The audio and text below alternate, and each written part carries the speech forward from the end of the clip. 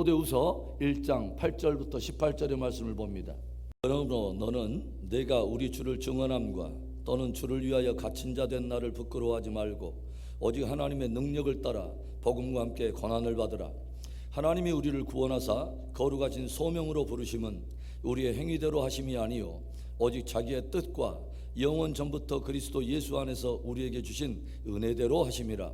이제는 우리 구주 그리스도 예수의 나타나심으로 말미암아 나타났으니 그는 사망을 패하시고 복음으로써 생명과 썩지 아니할 것을 드러내신지라. 내가 이 복음을 위하여 선포자와 사도와 교사로 세우심을 입었노라. 이로 말미암아 내가 또 이 고난을 받되 부끄러워하지 아니함은 내가 믿는 자를 내가 알고 또한 내가 의탁한 것을 그날까지 그가 능히 지키실 줄을 확신함이라. 너는 그리스도 예수 안에 있는 믿음과 사랑으로서 내게 들은 바 바른 말을 본받아 지키고 우리 안에 거하시는 성령으로 말미암아 내게 부탁한 아름다운 것을 지키라. 아시아에 있는 모든 사람이 나를 버린 이 일을 내가 아나니 그 중에는 부겔로와 허모게네도 있느니라. 원하건대 주께서 오네시보로의 집에 긍휼을 베푸시옵소서. 그가 나를 자주 격려해주고 내가 사슬에 매인 것을 부끄러워하지 아니하고 로마에 있을 때에 나를 부지런히 찾아와 만났음이라. 원하건대 주께서 그로 하여금 그날에 주의 긍휼을 입게 하여 주옵소서. 또 그가 에베소에서 많이 봉사한 것을 내가 잘 아느니라. 디모데후서는 사도 바울이 쓴 서신 가운데 가장 마지막에 쓰여졌으며 그것을 기록한 장소가 로마의 지하 감옥입니다. 그리고 그것을 쓴 때는 바로 사도 바울에게 그의 죽음을 얼마 남겨두지 않을 때였습니다.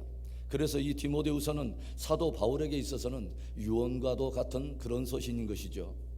다메섹으로 들어가는 길목에서 부활하신 예수 그리스도를 만난 이후에 복음의 감격 속에서 평생을 달려오며 예수 그리스도에 관한 복음을 증거하고 그의 몸된 교회를 세우는 일에 헌신해 왔던 사도 바울. 이제 바울은 자신에게 다가오고 있는 생의 마지막 죽음을 직감하면서 사랑하는 믿음의 아들 디모데에게 그 모든 마음을 담아서 깊이 권면하며 도전하고 있습니다. 오늘 사도 바울이 디모데에게 먼저 기억나게 하고 상기시키고 있는 것이 무엇입니까? 복음이 가지고 있는 영광을 다시 한번 들려주고 있습니다. 복음이 얼마나 위대하고 영광스러운 것인가를 다시 한번 디모데에게 상기시킨다고 하는 것입니다. 여러분, 복음이 무엇입니까? 어디서부터 출발된 것일까요?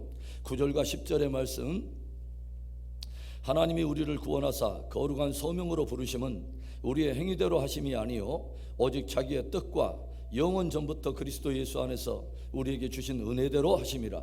이제는 우리 구주 그리스도 예수의 나타나심으로 말미암아 나타났으니 그는 사망을 패하시고 복음으로써 생명과 썩지 아니할 것을 드러내신지라. 여러분, 복음은 무엇입니까? 죄로 말미암아 영원한 심판과 형벌에 들어갈 인생들이 믿어서 사망과 심판을 면하고 생명을 얻는 구원의 능력이 된다고 하는 것이죠.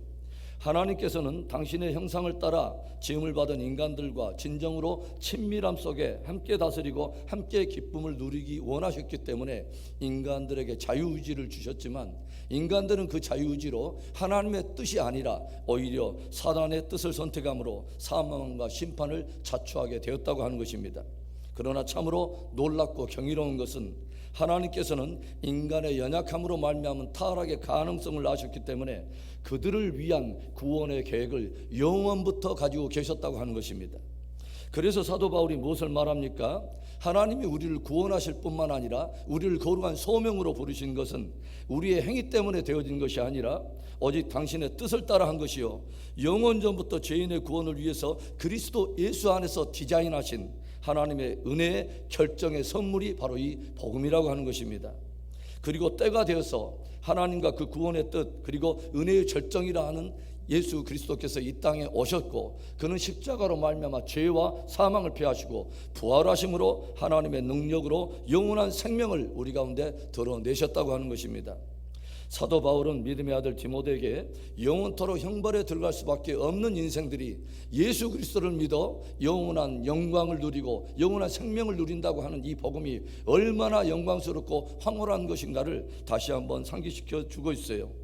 왜 바울은 디모데도 익히 알고 있는 그 복음의 영광을 왜 다시 한번 들려주고 있는 것일까요? 우리 그리스도인들의 모든 것은 복음으로부터 시작되었고 모든 삶은 복음과 함께 연결되어 있기 때문에 그렇습니다. 사도 바울과 더불어서 지금까지 생사고락을 해온 디모데이기에 디모데 역시 그 누구보다도 복음의 영광을 깊이 알고 있습니다. 이제 사도 바울은 자신의 생의 마지막을 직감하면서 이 복음의 영광을 아는 자, 진짜 이 복음의 영광을 아는 디모데에게 다시 한번 유언과 같은 깊은 도전을 던지고 있는 것입니다. 그렇다면 복음의 영광을 아는 자에게 던지는 사도 바울의 도전이 무엇일까요? 첫째는 복음과 함께 고난을 받으라는 것입니다.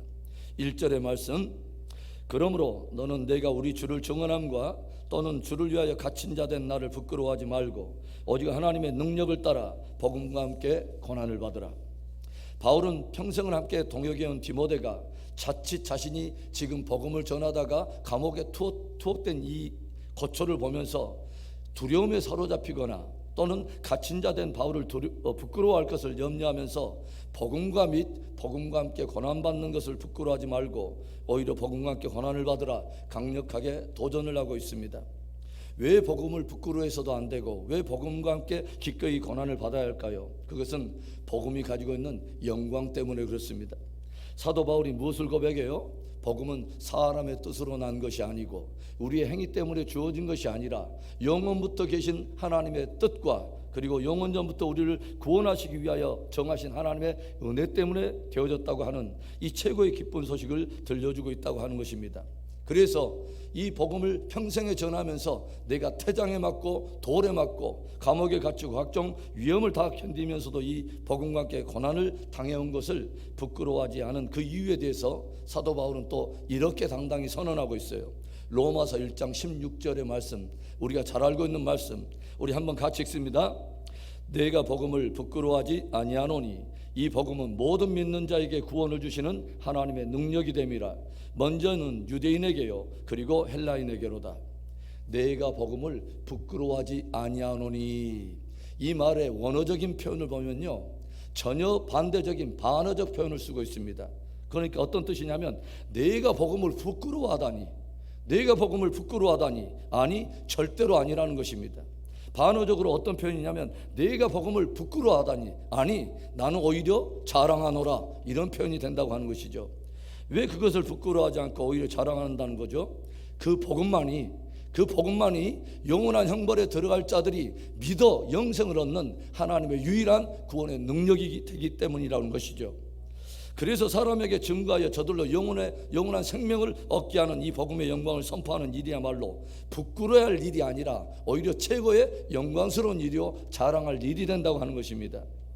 그리고 우리가 복음을 부끄러워해서는 안 되고 또 복음과 함께 기꺼이 고난받아야 할 것은 우리에게 이 복음을 복음으로 이루어주신 예수님께서 먼저 그 고난의 길을 가셨기 때문에 그렇습니다.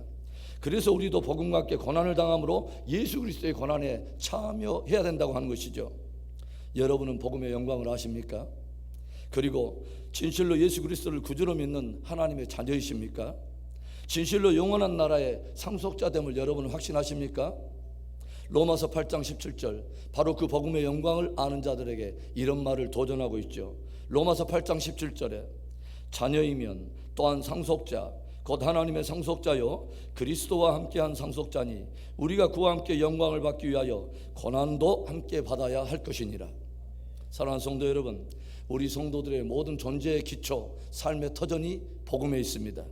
오늘 바울은 이 복음의 영광을 아는 자들에게 깊이 도전합니다.